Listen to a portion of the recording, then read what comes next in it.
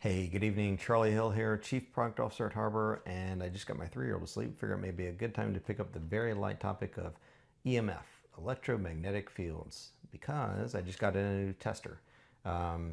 This is on the medium to high end of the market. It's made by a company called EMF Solutions, I believe. It's between $200 and $300, but it's extremely sensitive. I'm an electrical engineer, and electromagnetics is something that we go through a series of courses for. Typically, when you're talking about EMF, there's 3 major buckets. There's electric fields, magnetic fields, and radio frequencies.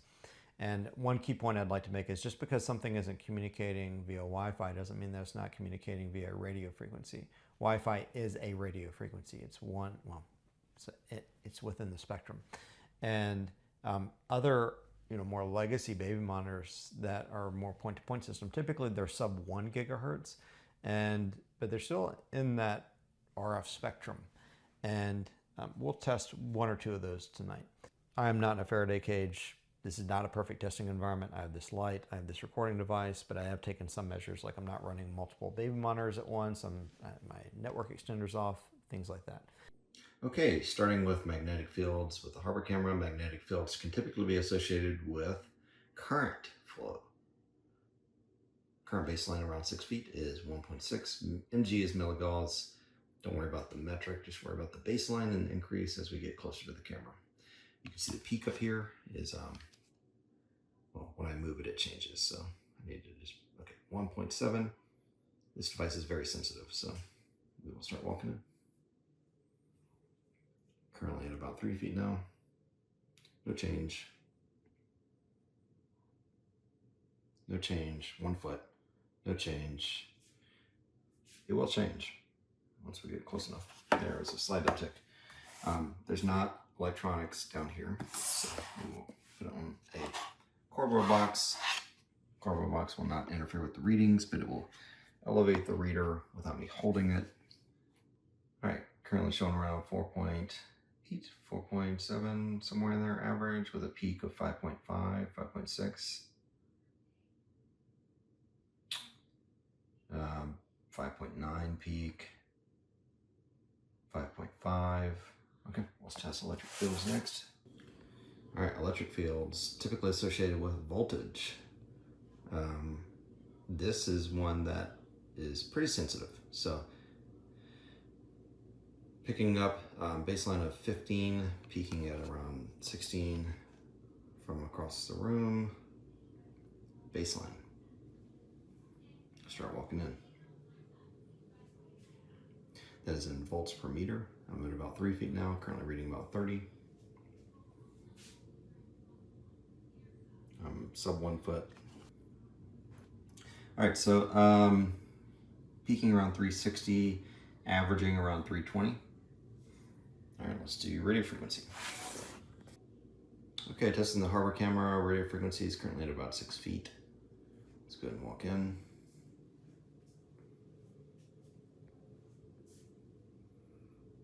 So I'm about a foot away. Currently picking up 0.2, 0.3, 0.4 as a peak. This is in milliwatts per square meter. Got a burst there. But you see the peaks are, okay, 11 there. It's averaging around 0.6. Peak of 1.5 there. 1.1, 1.4. Okay, now testing Nanit. At about 5-6 feet here. Current baseline for magnetic field is 2.1, 2.2. It's peaking around 2.2. It's streaming to a phone outside of this room. At about 2 feet now, still around baseline. 1 foot, sub 1 foot. Start to see it increasing. Reading about 1 centimeter in the front.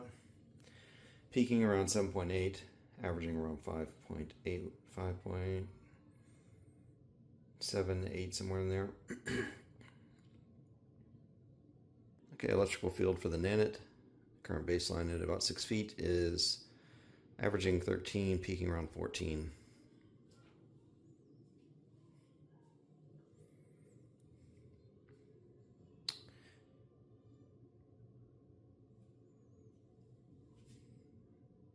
Sub 1 foot here. peaking around 340, 350, averaging around 320. And radio frequencies currently at about 6 feet, averaging around 0.24, peaking around 0.4.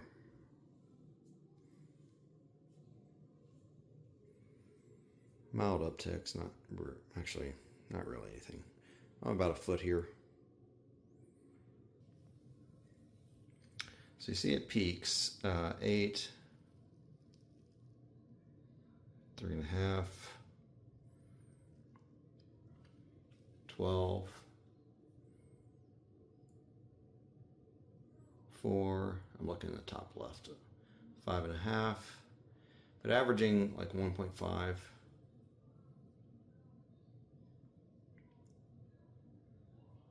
Peaking 12. There's a sudden burst. Okay, testing Hubble. Current baseline, the back of the room, 1.7, 1.8. This is a magnetic field. See a mild uptick at 1 foot.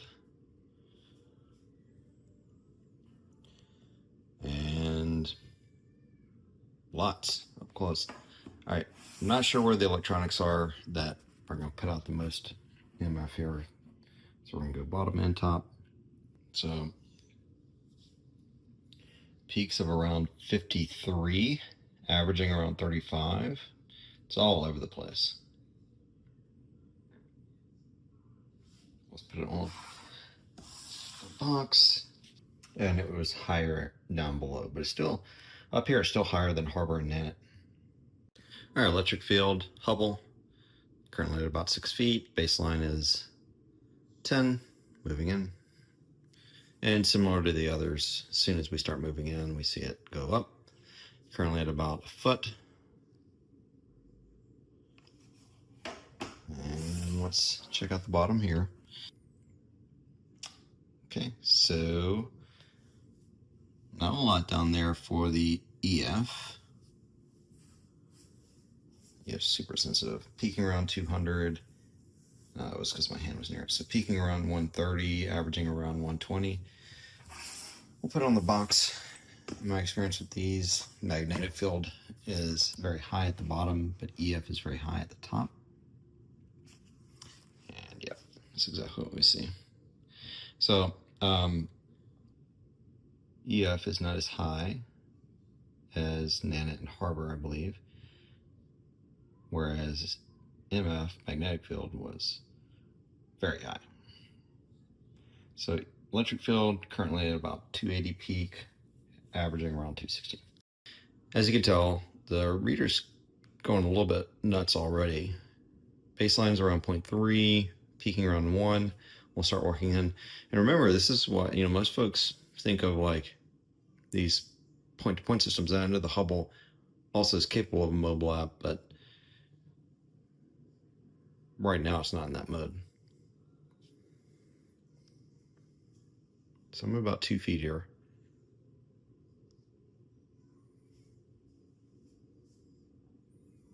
And it's actually off the chart here. So let's go base. It's literally off the chart. If you look at the peak, you can't even read it. Okay, now testing the Infinite Optics, which I think is pretty representative of a relatively mature product that's a point-to-point system. Current baseline for magnetic field sitting around 2. We'll start walking in. No uptick, I'm at about 1. Down below, similar to the Hubble, we see magnetic field pretty high. Peaking around 40, not quite, 37, averaging around 35. It's quite high. Let's check it out up top, though. I imagine the bottom is going to be where it's, yeah, it's putting out the most MF down at the bottom. But I imagine that electric field will be higher up top. Yeah, so not a lot to say there on EF. 400, 440 peak. All right, so unlike the Hubble, so the Hubble the peak was off the charts, but the average was not. You know, this second bar, this second data point, it literally is off the chart.